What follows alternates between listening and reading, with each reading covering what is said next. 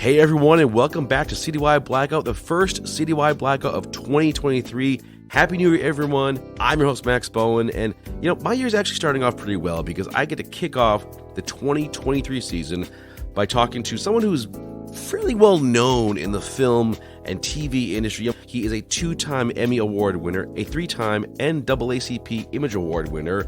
He's the co-author of 2 previously published books, and he has a new one coming out in the new year. It is called Not Your Father's America, an Adventure Raising Triplets and a Country Being Changed by Greed. Author Cort Casady joins me. Cort, welcome to the show. It is so cool to have you here. Thank you very much. I appreciate that introduction. Appreciate it. You're welcome. Having gone through the book, seeing the chapters, this really centers on, though, your 3 kids. Not just them, though. It's kind of like your 3 kids, but also what they represent, the world that they're coming into. And it's really all about America and how it's changed. Not only just with your life and going to your kids, but also from your father's America. So I want to kind of start with that. These 3 Americas, how are they different in your mind? Well, it's a great question, and it is. Your question is really what was kind of at the heart of starting the book, of doing the book. The book, at the end of the day, weaves together 2 narratives.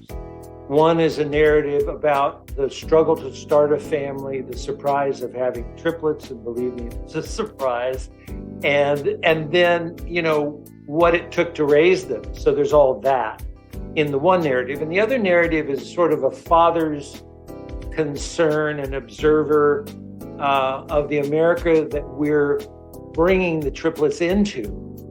And I liken it to being, the family's in a van and we're driving down the road and dad's behind the wheel, mom's riding shotgun, the 3 babies are in the back. They're newbies, they're babies, they're adolescents, they're, toddlers, they're growing up. And I'm looking out the window periodically, keeping an eye on everything, but looking out the window and going, what the hell is that? What happened? What just happened there? So it's that kind of observation of one of the Americas. So the 3 Americas are obviously the America my father grew up in, very different than the America my brothers and I came up in. And in fact, I was just writing about this today. If it weren't for fertility medicine, which came along in the early 90s, we wouldn't have children.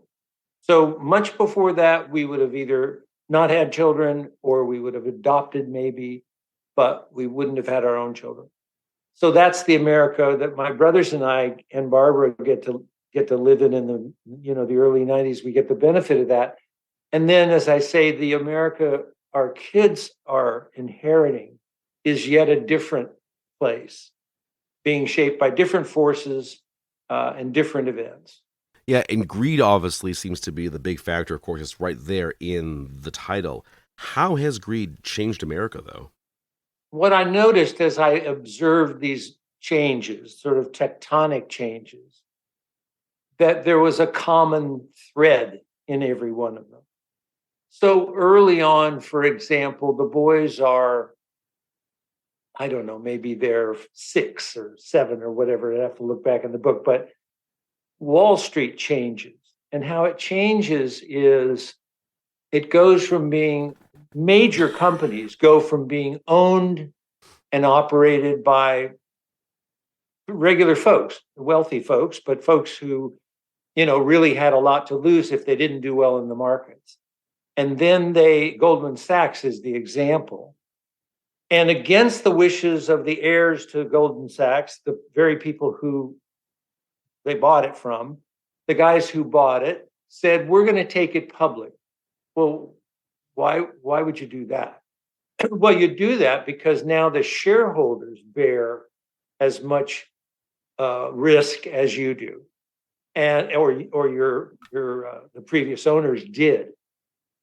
So you have this tectonic shift in Wall Street, and I thought, well, what's underneath that? And started looking at it, and there's a guy famously from Goldman Sachs who says it's greed. We could then simply make more money and pay less attention to our investors, frankly. So, it's like that. We're going along and we see the disaster in the Gulf, the horrible oil spill. And you start to look at it, and there's actually an official study and investigation, and it's greed. The companies didn't want to pay for checking out and making safe their own equipment. The so-called, this is the Deepwater Horizon case, and the blowout preventer that they had in place was not capable of preventing a blowout. And you would think they would, fix that. That's kind of their job. But you see, so there's the other piece of this is that regulation begins receding under Ronald Reagan in 1980, takes a big hit. And so you start to reduce regulation, but the temptation for profiteering remains the same. So you get these incidents that have greed underneath them. So given all that, you see these changes in the country, you see greed taking more and more of a hold on things. Does that make you worry as a parent? Like, what kind of world am I bringing my kids into?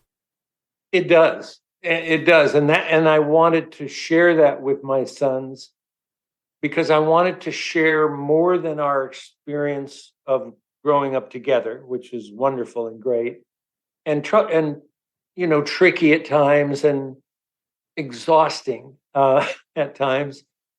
But I wanted to share more than that. I wanted to share what I thought was going on in the world they're going to be navigating. So I should mention that my first sort of connection to the greed word was my father was running for mayor of San Diego. And he was a sacrificial lamb. He wasn't going to win. He was running against a two-time incumbent with a lot of money.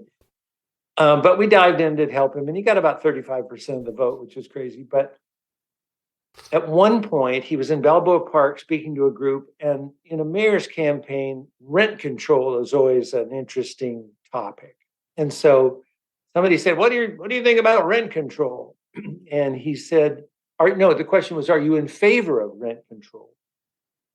So if you are, you're sort of on the side of tenants, voters who are tenants, and if you are, you've got landlords, lining up against you. And he said, I thought this was brilliant. He just off the cuff, he said, "I'm for greed control." And I thought, well, there you have it, really. Yeah, landlords should be able to charge what they need to charge, and tenants need to pay what they fairly should pay. But gouging is a whole different thing. Profiteering is a whole different thing. Putting profits again up before the welfare of people is a whole different thing. So that was a big part of it. And that's what I wanted my sons to see, that it's not getting any better. The weird thing about this is that when I put it in the subtitle, a number of family members said, "Oh, that seems a little edgy, a little." And one of my sons was concerned for a little bit that, that might scare people off. They may not read the book. And I thought, yeah, a lot of people might not read the book, so I can't really control that.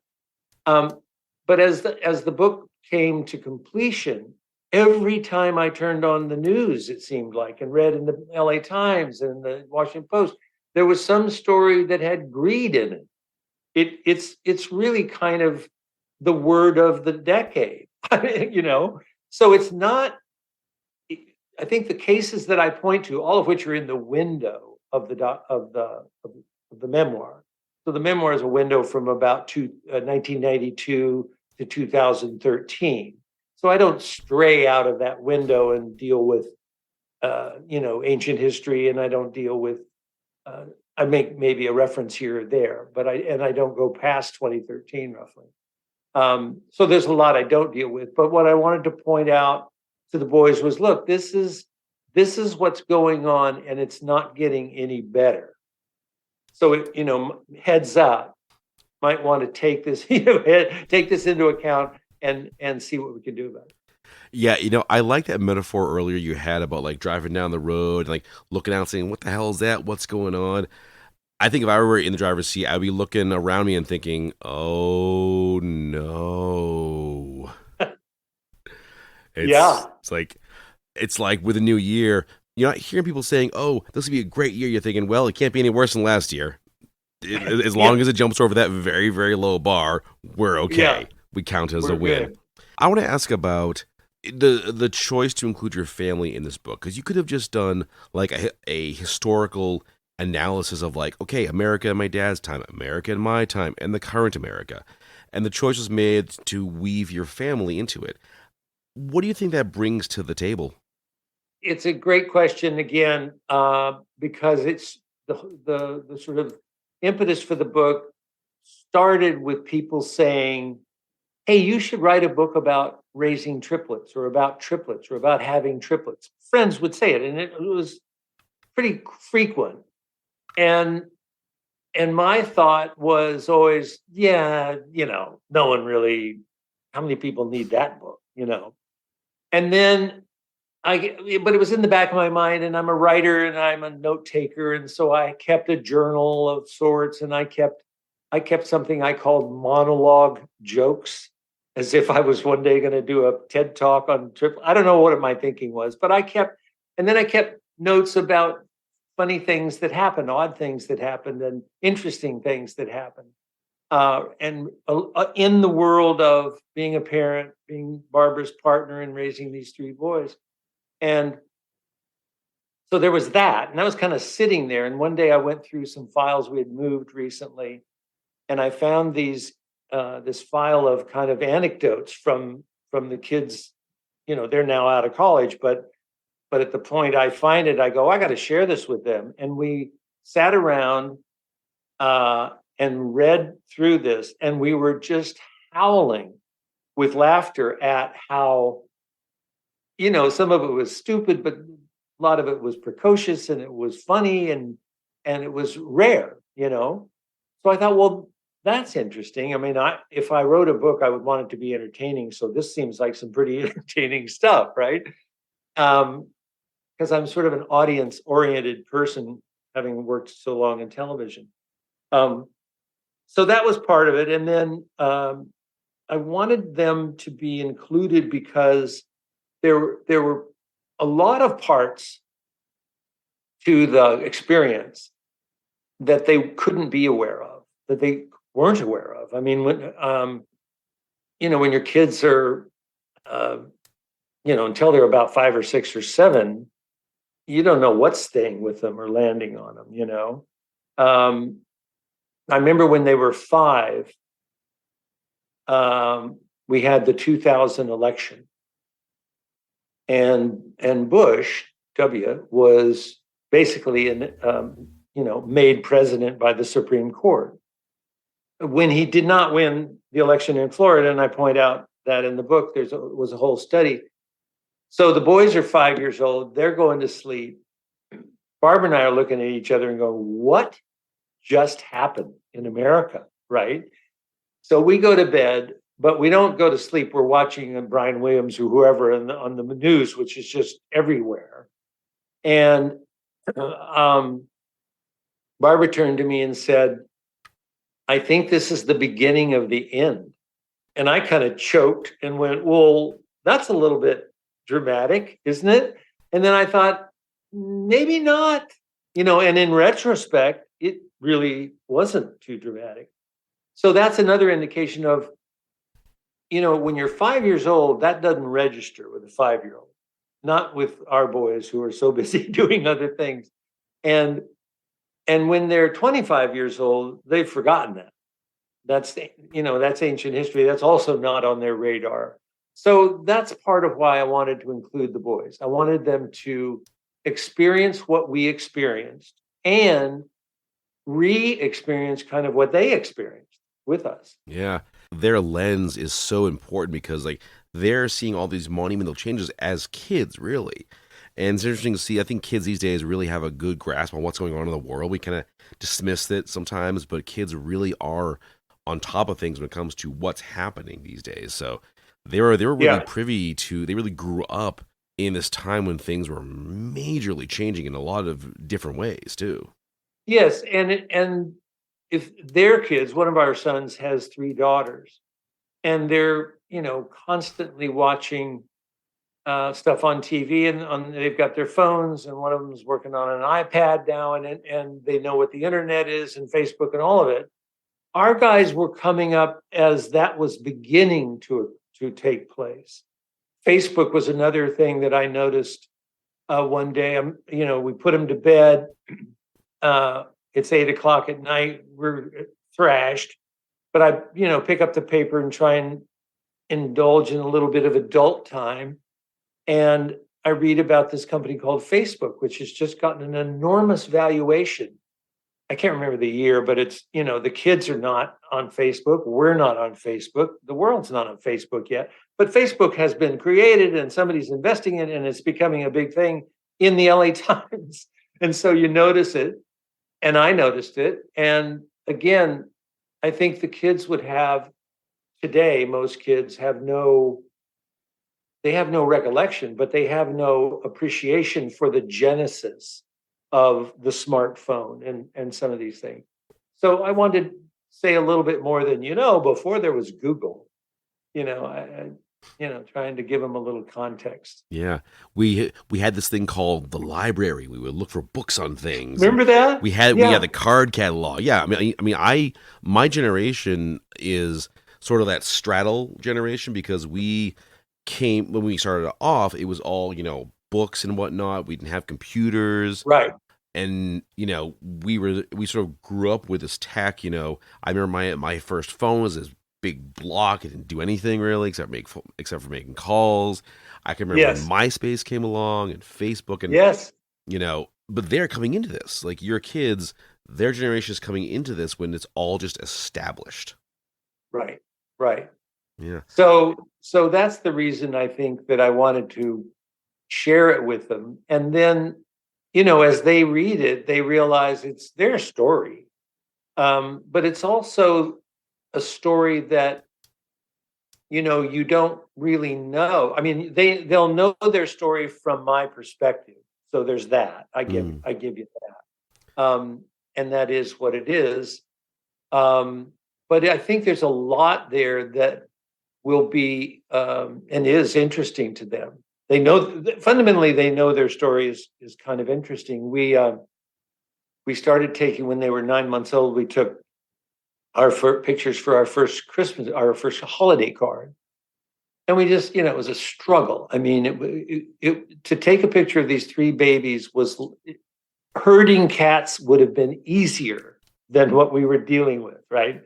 And they were, and the photographer at the time, who's still a friend and still taking pictures for us, years later, he was shooting film. Remember film? Oh yeah. No cell phone cameras in those days, and no digital. So we finished the session, and he said, I'm not sure I got anything. And we're thinking, well, it needs to be a picture for our Christmas card. And he says, I don't know, but they're really squiggly and hard to control. So sure enough, he did get a picture, and we used it. And our Christmas cards became a thing.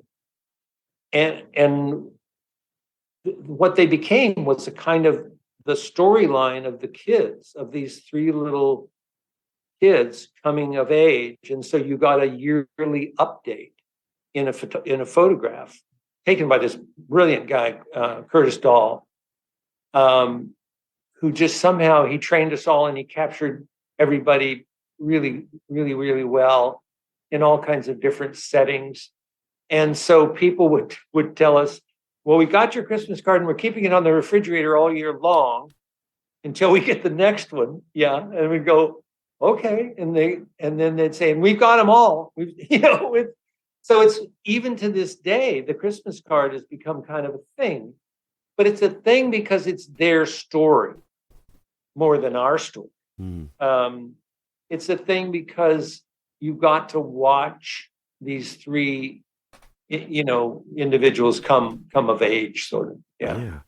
So in sharing your kids and your family story with the whole world in this book, Were there ever parts where you kind of thought, do I want to put this in there? Do I want to put that in there? Should I maybe edit this a little bit? Yeah, I mean, I think Barbara read every draft, and she corrected some things that I had wrong. I don't know that we ever really cut any. We cut one thing that was about me, which I think was a good thing to cut. Don't feel like we sanitized it in any particular way. I mean, there was a time when Braden wrote on the wall with a crayon and we busted him and he lied about it, and we had to put him in timeout. So I don't know if that's probably not in the book, but it didn't seem that unusual or important. I think the other thing is it's chronological, so it very much falls out across a sort of timeline. The timeline drives it. And I think one of the most difficult sections for me is when they get to high school and they have the bad high school coach. And I know a lot of kids, a lot of young men and women have had bad coaches, and it's one of the things as a parent that you just wish didn't happen. We knew a very famous baseball coach. He was the coach at Texas baseball, University of Texas, and he said, look, coaches need to remember their teachers fundamentally. And this guy was a narcissist. He was a bully. Anyway, it was a very tough, unpleasant time. But I talk about it. And I talk about it in the context of stuff happens and people get hurt and you move on, as best you can. Exactly. All right. But I want to ask about the choice to have kids in the first place, because reading the book, of course, you have a very lengthy career in film and television. I remember reading your wife had a very successful interior design business too. So what led to having kids, and kind of how were you able to incorporate, the professional lives with the personal ones? So we, like a lot of couples, I guess, and maybe from our time as a young couple, we thought to have a family. First of all, we lived in fear of getting somebody pregnant. I lived in fear of getting a woman pregnant my whole life, and Barbara probably lived in fear of getting pregnant her whole life. So we get together and we're on birth control. We're practicing birth control. And we figure when you stop doing that, boom, you're going to have kids, So we stopped, and guess what? Couldn't get pregnant. And we tried, and Barbara took her temperature for 2 years to see when she was ovulating. We did something called the turkey baster method. We did something called the hamster test. Swear to God. She took a jalapeno scintigram or something to X-ray her. I can never say that word. Alpingiogram. I don't know. You'll look it up. But it's an X-ray of the fallopian tubes. Nothing worked. And so because it was available, and it hadn't been very long that it was available, we availed ourselves of fertility medicine. So right away, we were being very intentional about having children, about starting a family. And we were working, each of us in our careers, very hard and arguably, maybe not at the peak, but we had been working very successfully for a long time. So it's like, okay, great. We can take this on. We're capable people. First of all, fertility medicine can just break you. I mean, it's the most humbling thing ever. And at one point we looked at each other and went, this makes no sense. We've run companies, we've had big jobs, we've done well. Why can't we do this? Why isn't this working? It was very confronting. And then we recommit, we lost a baby girl born too soon. A couple of other, there were just these moments where you just get busted by the process you're in. And finally, Barbara gets pregnant, and we go to the fertility doctor, and he's got a wand. He's moving around on her tummy, and he goes, "Oh, whoa, looks like you're pregnant." And we're going, "Yeah." And then he goes across another little blurb, and he says, "Oh, looks like twins." And I'm thinking quietly to myself, "Beautiful, 2 done, let's go." And then he goes over the third one. He says, "Oh my goodness, looks like you've got triplets." And I went, "No, go back. That you're go back to that. You double counted. Go back to the." And he said, "All right, I'll show you." And he did. Showed us number 1. He said, "See, number 2 and number 3." And I was ashen. And Barbara, I thought, was going to pass out. It was just, first of all, we had just gone through losing one baby girl born too soon. And now I know for both of us, there was the specter of, well, what if this goes wrong? This is a horrifying possibility. And then there's the moral precipice of, do you reduce the pregnancy? So all of this stuff comes into play as we are working at our chosen professions, trying to, move forward, keep making money, keep our eye on the career ball, but also bring along this incredible passion that we have and this desire that we have to start a family. So it was tough. It was a real balancing act. I can only imagine, especially with 3 kids, like 1 would be enough, but 3. And again, so the emotional precipice is, if a woman is pregnant with 4, still, I think the doctors today would say you need to reduce the pregnancy. With 3, at the time, it was kind of a toss-up.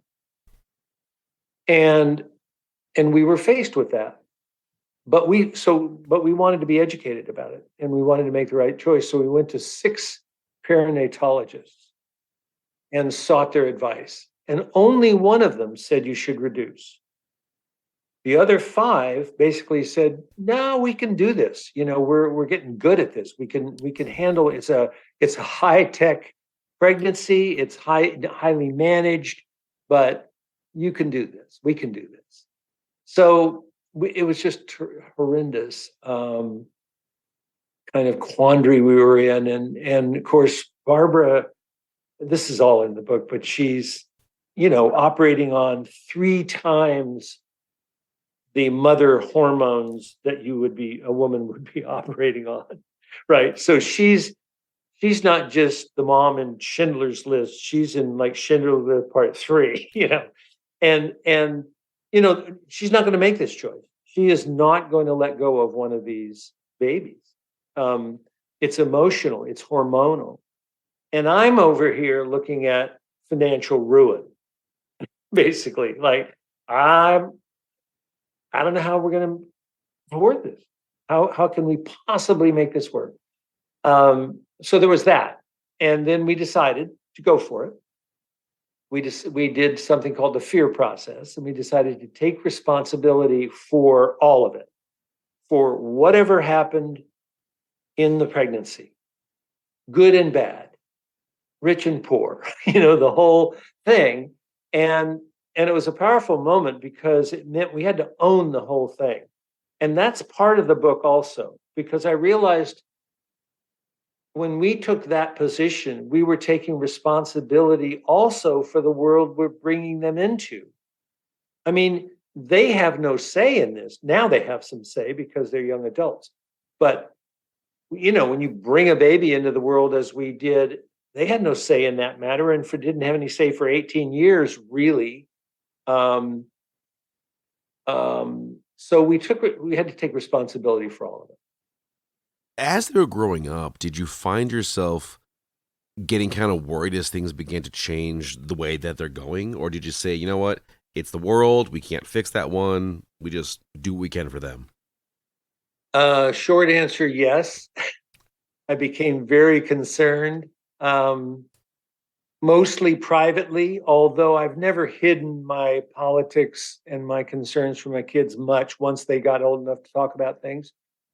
The biggest concern I think I grew into and still have, and it's part of what I'm doing with my work now, is global warming. What I realized by the time they went off to college was the planet, the condition of the planet was going to become inhospitable to humans, quite likely in their lifetime. Not to mention in the lifetimes of my son Carter's daughters. So that became a very, very worrisome thing. I mean, I worry about that more in a way that I worry about, isolated incidences of greed. And yet what's underneath the resistance to change to a clean energy world is greed. Yeah. So it all, but yeah. I think especially because there's that knowledge that, you're not always going to be able to protect them or their kids as they kind of come into this world. Like there's going to be a point where you're going to have to step back and say, okay, you guys are basically on your own now. Right. And as a parent, it's just, are you a parent? No. Do you have children? Mm-mm. No.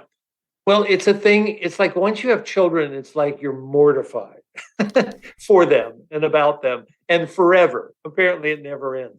But when I think back, in my father's America, they had concerns. There was a world war. And then in the America my brothers and I came up in, there was the threat of nuclear holocaust. And, I remember as kids, we were told to get under our desks if we saw a flash. It's like, really? So we've all grown up, I think, with something like that, maybe. My concern about climate change, about global warming, is we're acting so slowly to mitigate it that what's being predicted now is a kind of climate chaos, and we're already starting to see bits and pieces of it, with wildfires and violent storms and violent hurricanes, and so it's no longer a theory. Global warming is a lived experience, right? And I worry that their lives will actually be transformed in some way by that. So yeah, as a parent, you just worry. Oh, sure. But at the same time, do you see hope? Do you see hope that, yes, things can change and they can get better? I do. I'm basically an optimistic person. I'm a glass half full of bourbon kind of person, these days. But I think we have to be in action. And that's another thing. The last chapter in the book is about climate change, is about global warming, and a kind of call to the reader, all readers, not just my sons, but all readers, that we need to step up. We need to take action. The time is now. We're acting. It's past time to act, right? And so, but can we do it? Yes, we can. I'm doing a documentary currently, developing a documentary called 100% Possible: The Battle for the World's Energy Future.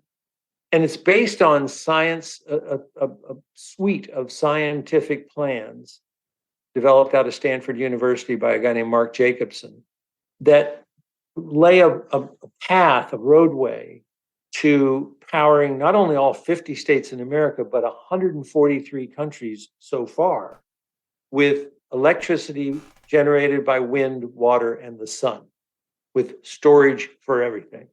So these guys at Stanford and Berkeley, have thought this through. They've done the thousands and thousands of hours of calculations and modeling to to bring this forward.